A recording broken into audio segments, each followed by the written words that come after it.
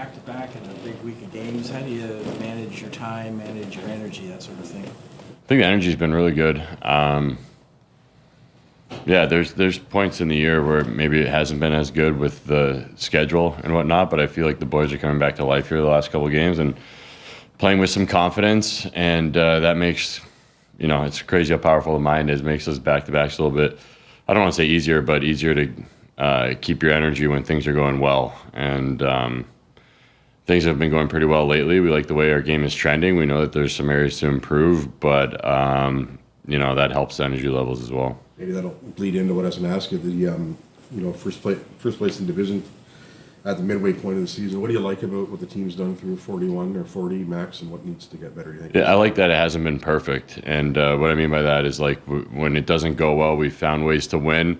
We found ways to correct, our mistakes in games that we've lost, and I think the top teams, it's never perfect early, and I think when you go through a little bit of adversity in terms of style of play and whatnot, you realize what works and what doesn't work, and what works in tight games and doesn't work in tight games. And there's some games that are played and they feel like a playoff game, and you got to kind of change the approach a little bit. And we've done a really good job of that, I think, thus far.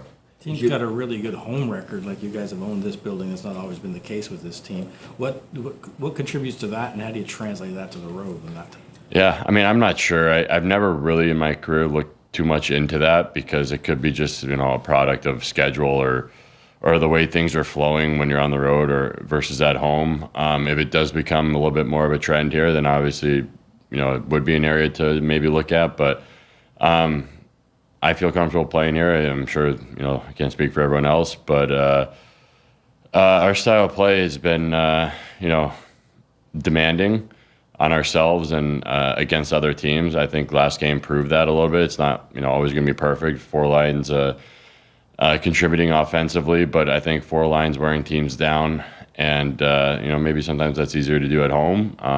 But I haven't seen enough of a trend for me to worry about the road at all. You've had some big hits in the last few games. Is your physical play maybe the biggest indicator to yourself that you're back like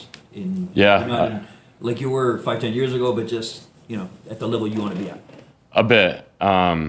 It is nice to contribute there in that area to help the team.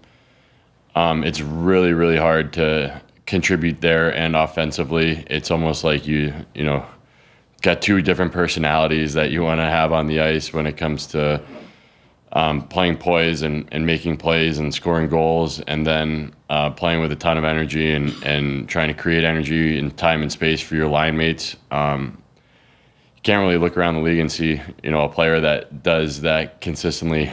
Not too many that do it, that do both on a consistent basis each night. And it is a tough job, but I do have to balance it better, I think, of being able to make plays with my line mates and then also create time and space for them as well.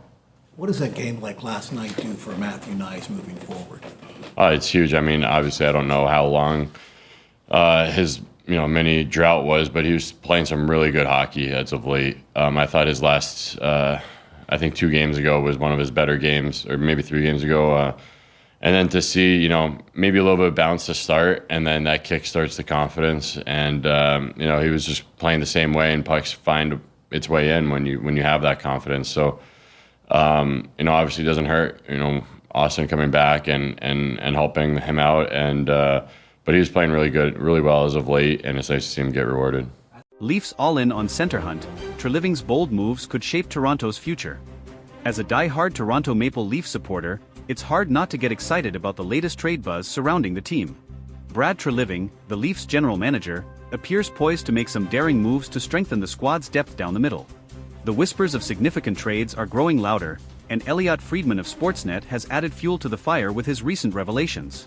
The situation has become even more pressing as the Leafs grapple with the ongoing upper body injury to team captain Austin Matthews. Matthews has already missed the last 4 games, and while the team is doing its best to stay afloat, the need for reinforcements at center is undeniable. Treliving, it seems, is ready to part with valuable assets to address this glaring need. The center's on Treliving's radar. Names like Jake Evans from the Montreal Canadiens, Brock Nelson from the New York Islanders, and the Philadelphia Flyers' Morgan Frost have been mentioned as potential targets. These players bring a mix of experience and skill, each offering something unique to the Leafs lineup. But, as Friedman highlighted during his appearance on the Fan 590's The Fan Hockey Show, the price tags for these players vary significantly. That's the number one thing he's, Treliving, been looking at all season, Friedman noted, emphasizing the GM's focus on finding the right fit at center. This isn't just about plugging a hole, it's about finding a player who can elevate the team to new heights. Priorities in focus. While some fans might argue that the Leafs need help on defense, Friedman suggested that Treliving's primary focus is elsewhere. They did a lot of their work in the off-season. I think now there's a question if they need to go find someone to play with Morgan Reilly, he explained. But, it's not their number one priority. I believe their number one thing all season has been, let's find another center. This clear focus on center depth speaks volumes about Treliving's strategy. The Leafs are willing to pay a hefty price, but there's a caveat: the player must come with term. Why term matters? The preference for term isn't just a strategic move, it's a sign that Treliving is thinking long-term. Rentals can be tempting, especially for a team looking to make a deep playoff run, but they often come with risks. One of the things I've heard is that if they're going to spend assets on a center, they would prefer it to be someone with term, Friedman revealed. This approach ensures that any trade made benefits the Leafs beyond the immediate future. Internal struggles and potential fits. Internally, the Leafs have tried to find solutions. Fraser Minton showed promise earlier this season, but the organization prefers to let him develop further with the Marlies. Meanwhile, the Leafs' current lineup has struggled to maintain its depth in Matthews' absence. One intriguing option could be Vincent Trocheck from the New York Rangers. With the Rangers facing their own challenges, could they be persuaded to part with a player like Trocheck, who already has chemistry with Leaf stars from last year's All-Star game? The road ahead. As the calendar flips to 2025, the trade deadline looms larger. Treliving's actions in the coming months will undoubtedly shape the Leafs' playoff aspirations and potentially their long-term future. For Leafs fans, the anticipation is palpable. Every move, every rumor, and every game feels like a piece of the puzzle. Treliving's willingness to swing for the fences shows a commitment to bringing a championship to Toronto, a dream that has eluded the franchise for far too long. Why this matters? This isn't just another season. This is a chance for the Leafs to solidify their identity as a contender. With Matthews expected to return and the possibility of a major trade to bolster the lineup, the team is poised to make a statement. Treliving's boldness, combined with the team's potential, makes it an exhilarating time to be a Leafs fan. Whether it's Evans, Nelson, Frost, or another unexpected addition, one thing is clear: the Leafs are in it to win it. So, buckle up, Leafs Nation. The journey ahead promises to be as thrilling as it is unpredictable. Treliving's moves could define the legacy of this team, and, hopefully, end the championship drought that has haunted Toronto for decades. The weight of expectations. The Leafs are no strangers to the pressure of the spotlight. Toronto is a hockey city, and the Maple Leafs are its beating heart. Every move made by management is scrutinized, every decision debated endlessly by fans and analysts alike. Treliving stepped into a challenging role when he took over as GM, and his willingness to take bold steps shows he understands the weight of these expectations. What makes this moment particularly critical is the team's current window of contention. With stars like Austin Matthews, Mitch Marner, and William Nylander in their prime, the Leafs are in win-now mode. The front office knows that wasting even a single season could have long-term repercussions. Austin Matthews, the catalyst. Matthews' injury has highlighted just how crucial he is to the team's success.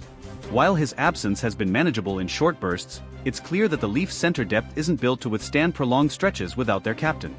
This has amplified the urgency to bring in another center who can contribute immediately and lessen the load on Matthews when he returns. The captain's recovery timeline is still uncertain, but Treliving's proactive approach suggests the team isn't willing to gamble on waiting too long. The goal is clear: solidify the lineup so that when Matthews is back, the Leafs are firing on all cylinders. The cost of boldness.